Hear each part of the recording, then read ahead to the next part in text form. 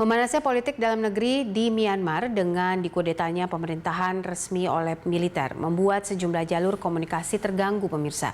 Kedutaan Besar Republik Indonesia di Yangon pun mengimbau WNI yang berada di Myanmar untuk tetap tenang walau bagaimana kondisinya. Nah, bagaimana saat ini kondisi WNI di Myanmar? Saat ini kita sudah terhubung bersama Juda Nugraha, Direktur Perlindungan WNI Kementerian Luar Negeri Republik Indonesia.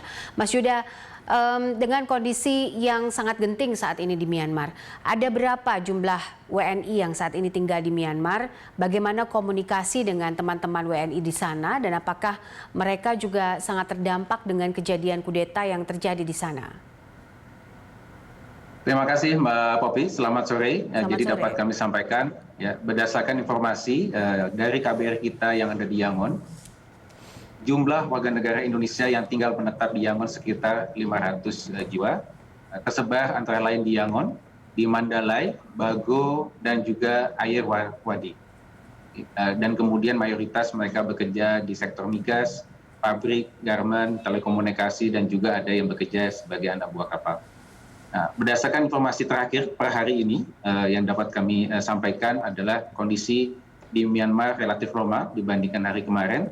Fasilitas umum telah dibuka, mal juga sudah dibuka, akses transportasi juga sudah berjalan, dan juga bank-bank juga sudah mulai buka.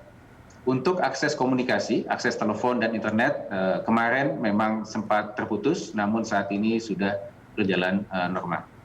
Berdasarkan pemantauan kami, situasi warga negara kita yang ada di sana dalam keadaan aman dan baik, seperti itu Mbak Kopi. Oke, lalu soal langkah Kemlu sendiri dalam mengawasi WNI di sana sejauh ini seperti apa rencananya, Mas Juda?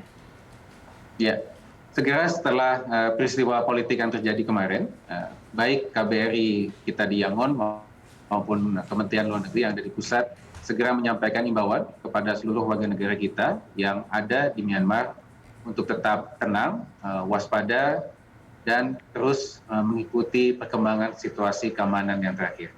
Dan juga kiranya dapat menghindarkan kegiatan-kegiatan non-esensial di luar rumah. Kami juga menghimbau kepada warga negara kita yang mengalami masalah agar segera menghubungi hotline KBRI Yangon.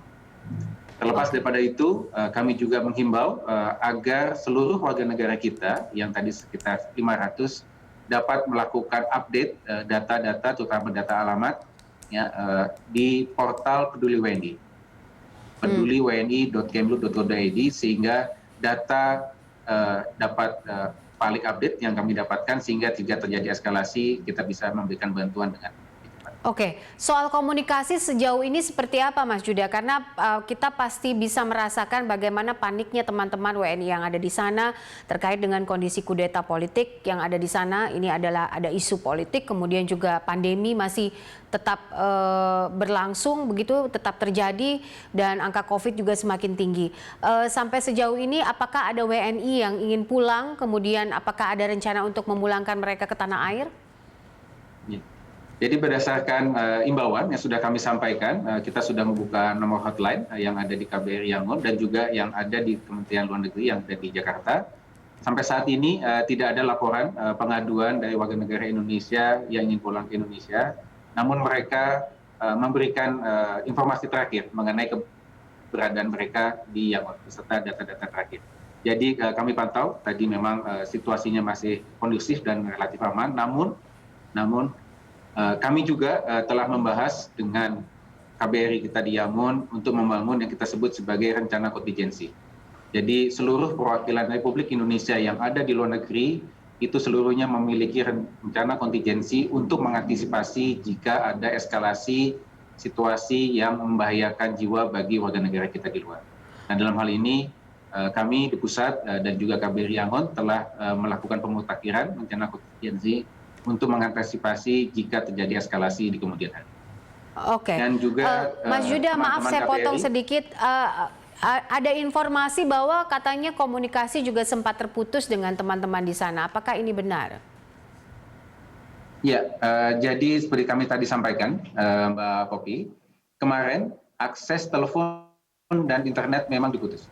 Namun berdasarkan informasi terakhir per sore hari ini, akses telepon dan internet sudah kembali berjalan, dan komunikasi kita dengan warga negara Indonesia sudah berjalan dengan baik. Dan dalam konteks ini juga KBRI menggunakan simpul-simpul masyarakat yang ada di Yangon yang tadi tersebar di beberapa titik yang ada di Myanmar untuk mempercepat jalur komunikasi KBRI dengan warga negara kita yang tersebar di beberapa titik. Baik. Mungkin dapat kami tambahkan juga, KBRI Yangon juga berkoordinasi dengan perwakilan diplomatik negara asing yang lain ya, untuk saling bertukar informasi mengenai pelindungan warga negara masing-masing. Oke, ini jika ada warga Indonesia mungkin yang ingin memperbarui kabar dari sanak saudara mereka di Myanmar, ini kemana mereka harus mencari informasi? Apakah hotline-nya tetap berjalan lancar sampai sejauh ini, Mas Judah? Ya, jadi untuk keluarga yang ada di Indonesia yang memiliki sanak keluarga yang berada di Myanmar, silakan dapat menghubungi hotline KBRI Yangon, mungkin bisa dicatat plus 95 9503 7055. Kami ulangi plus 95 9503 7055. Atau juga dapat menghubungi hotline pelindungan WNI Kementerian Luar Negeri yang ada di Jakarta, yaitu 012 9007 0027. Demikian Mbak Poppy. Baik, terima kasih Mas Judah untuk waktunya bersama kami dalam Prime Time. Judah Nugraha, Direktur Perlindungan WNI Kementerian Luar Negeri Republik Indonesia.